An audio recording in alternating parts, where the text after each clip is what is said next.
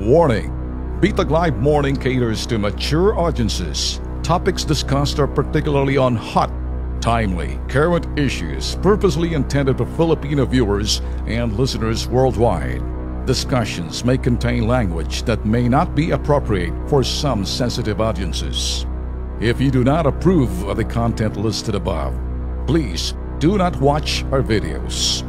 If you wish to continue, we strongly advise that you proceed with caution.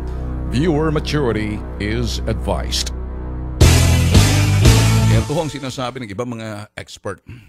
Bibig mo, ayusin mo, simula ngayon, sundin mo ang convention, simula ngayon, gumawa ka na ng script mo, wag yung karak-karaka, nagsasalita ka, tapos sasabihin mo, I'm sorry. Naghingi ba ng sorry yung Duterte? Naghingi ba ng sorry yung si Duterte? Ang presidente natin, I call him Duterte. I call him, because he just want to be, instead of calling him mayor, I call him Duterte, the president and the mayor. And don't say I'm being disrespectful, because I have the balls to say it. Hindi ho kapareho ng iba na dudunong-dunong na ginagamit ho the book, throwing the book at Duterte and say, hey, follow the convention, follow the orthodox way of saying things. You follow the protocols. Follow everything, the conventionalities, what it is when it comes to foreign policy and diplomatic relations. There are certain languages and there are certain actions and behavior that you ought to be appropriate doon sa sinasabing pagiging presidente mo. But the president says, I don't like to be considered the president. I like to be a little town mayor. And you got a problem there. I don't want to be a statesman. I want to be a mayor. And a lot of critics are saying, hey, do you know the meaning? If you're the president, you become the statesman. Now there's a little difference in meaning. What is a statesman and what is a president as defined by those traditional? The presidents and the statesmen are the same. You must act not just as a president, but as statesmen representing our country because you're the leader. Our convention says that. Appropriately saying that when it comes to really packaging yourself as the president. Pero sa kay Duterte, mga boss, eto ho eh. I am the president of the Filipino people. I don't really care how you look at me or how my packaging. It's not how I package myself. It is what I can do. And it's too early for you to say thanks. And wala pa nga ho, 4 months pa lang, ang dami ng batikos ng sinasabi, it's having Duterte is something like the cabinet members are having problems and what we call PR nightmare. That's what you think. So, let me go back.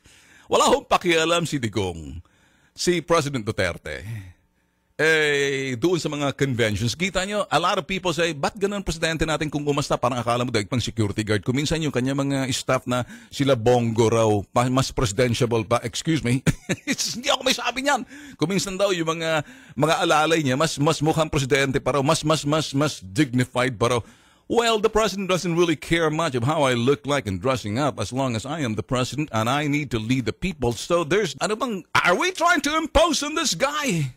If the guy refuses to be imposed upon, just like what the U.S. is doing, mapipilit mo ba isang tao kung talagang ayaw? Well, pakisamahan mo na lang. And that's the reason why a lot of other countries are now a little amazed by what the president is doing. You guys understand this? And he used words, hyperbole.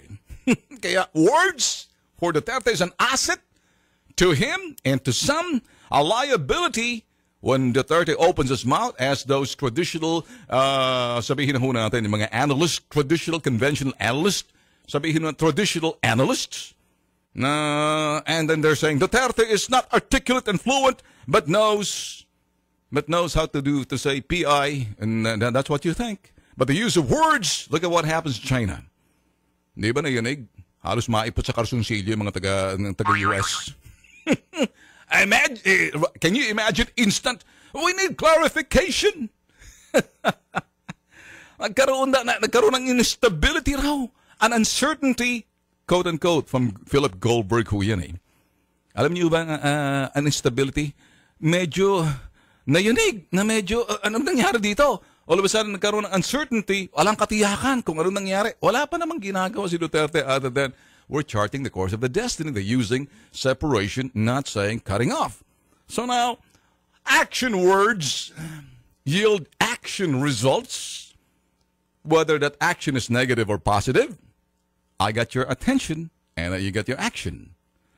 And he was able to repair the relations nung natin sa China panahon ng dilaw. Galit ho sa atin kung murahin tayo, kung insultuhin tayo ng mga Chinese newspaper ng panahon ni Pinoy na nasira, gawa nga dun sa sinasabing panatag show ng panahon ni Pinoy. Ngayon ho, medyo nagbago. And bringing down millions of billions of dollars. But the Yellow Senate now will say they will be conducting investigation and they will have to review everything na itong ginawa doon, Digong. Come on, give me a break. Pangilinan, Aquino, Horteveros, Trillanes, De Lima, and Cholesterol, and Drilon. Go ahead, do your investigations, you bunch of clowns.